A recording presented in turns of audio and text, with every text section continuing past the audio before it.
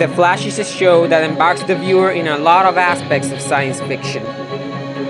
From super speed to other universes and pocket dimensions, it abarks a lot, but one recurring aspect is time travel. Time travel has been one of the most explored topics of science fiction within the Flash show, from temporal reversion to rewriting history and other timelines. Fusion Powerlink Geekdom Comics proudly presents Time Travel within CW's The Flash Explained. The subject of time travel was introduced on The Flash show very early on Season 1, with the future newspaper and the apparent battle between Flash and Reverse Flash around Barry's mom when he was a kid. But the very first official time travel was on the episode Out of Time from Season 1, when Barry, trying to stop a tidal wave from destroying the city, actually runs fast enough to experiment one day of temporal reversion, which means he relived the same day. But he did not actually travel back in time. He reversed that day.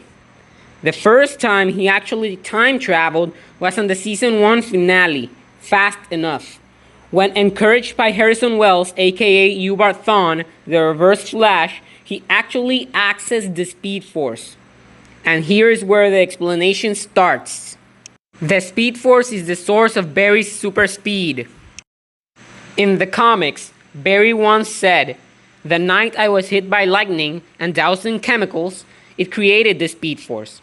This is a reference to DC Universe Rebirth, The Flash, Volume 1, Issue, Lightning Strikes Twice, Part 1, Deus Ex Machina. In the show, it has been hinted different.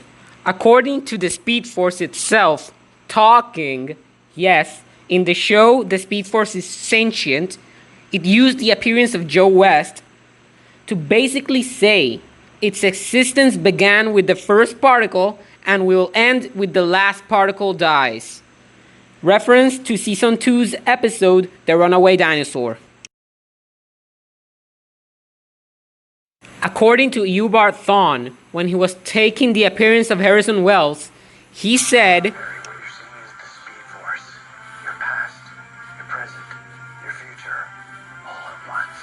"This has been proven true because every time Barry or a speedster time travels, it opens a Speed Force portal. But more than just super speed and being time itself, the Speed Force is also space." This is so if we make reference to Season 2's episode Rupture, when a failed attempt to give Barry his powers back apparently disintegrates him, only to realize in the subsequent episode The Runaway Dinosaur that he was at some edge of the universe, aka the Speed Force.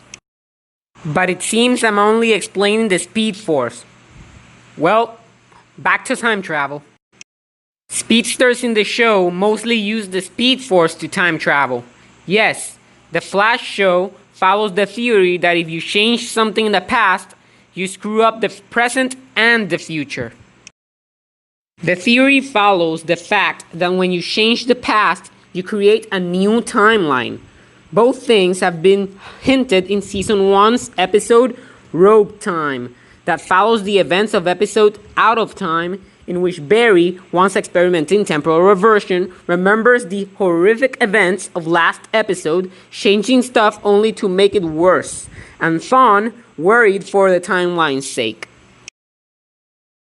But how can they remember the time changes? Professor Martin Stein once said in the episode Fast Enough, 15 years of compounded experiences. One different decision, no matter how big or small, impacts everything that follows. Moments upon moments, choices upon choices, new relationships. Nothing would be as it is today. And you'd never know the difference because you'd never remember any of it. This was proven untrue because on that same episode, when Barry returned after his experience with his mother, he still remembered it. Explanation?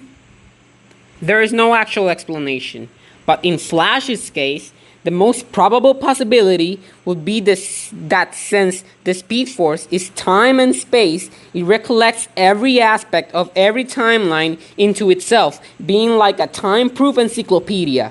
But of course, I don't get this out of my own imagination without tangible evidence to sustain my theory. Evidence 1. On the Season 3 episode Untouchable, Vibe warps into Flashpoint timeline memories because, as Wally said he took in one of his classes, there is a theory that every decision you don't make, there is a universe where you do, or something like that. That way, they found out what they needed from the Flashpoint timeline. Evidence 2. The timeline glitch. Explained on Season 5's episode, The Past is Prologue, that is used to recollect events that even if the timeline changes, Nora would always remember her dad. She claimed to have invented it, but as Sherlock Wells investigates more deeply throughout the season, he discovers Thawne was the one who cracked the timeline's code. Evidence 3. When Barry created Flashpoint on Season 2's finale, The Race of His Life, Barry created an entirely new timeline, but he still remembered his past life. But as Thawne said, the more Barry used his speed, the faster he started to lose his memories. This is based on the Season 3's episode, Flashpoint.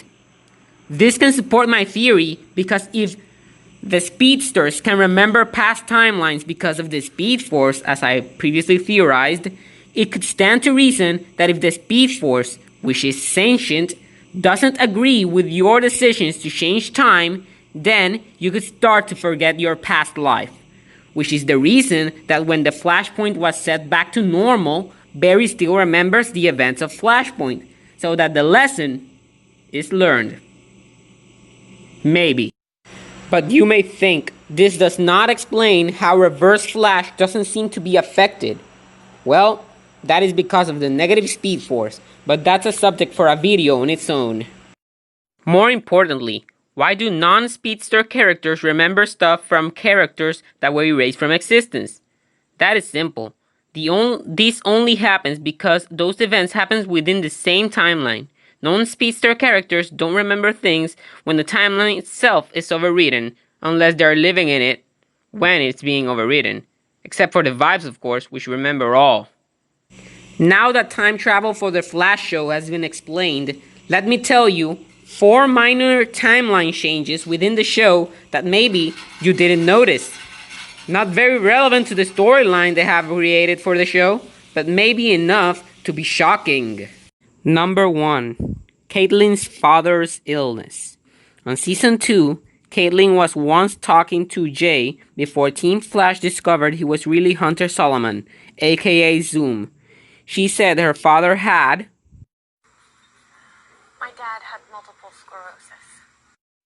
Yet, on Season 5, before Caitlin discovered her father was alive, she said her dad had... This facility nearly 20 years ago. He had severe ALS. Both illnesses are similar, but have differences between them. Number 2. Harrison Wells' hair. On Season 2, Flash traveled back in time to get Harrison Wells' Thawne's help to increase his speed. On that season, Thawne discovers and captures him. Pay close attention to the hair of Harrison Wells. On Season 5, Nora and Barry time travel to that same date to seek his help in fixing a device. Look at his hair now. Was it a timeline change or just a continuity error? Am I right? Or am I just overthinking it? Number 3. Al Rothstein. When did he die? On Season 1, when Harrison Wells said the names of all who died in the particle accelerator explosion, Al Rothstein was there, on that list. You don't even know their names. Jake Davenport, Daria Kim, Ralph Dibny, Al Rothstein. Yet, on Season 2, it appears that Al Rothstein was killed by a metahuman that is actually his Earth 2 doppelganger. And finally, number 4. The Central City Citizen. When was it created? On season 5, it appears Iris created the Central City Citizen on that season. Yet, on season 1, Captain Cold and Heatwave were analyzing a heist they had planned about a painting. And guess what? The Central City Citizen had a report on that painting. This is it for the video. Let me know what you think, if you agree or not. God bless you all. One last timeline change. In the season finale of season 1, the episode Fast Enough, you can see that as Flash started to run and managed to access the Speed Force, he sees a future image of what is gonna be the Flash Museum. Look at its appearance. Now, this is season 5's version of the Flash Museum. You can clearly see that in the timeline where Nora comes from, in season 5, Star Labs becomes the Flash Museum, which comparing it to the previous version of the Flash Museum, it's very different. This was one of the hard to find timeline changes within the show. Thanks for watching.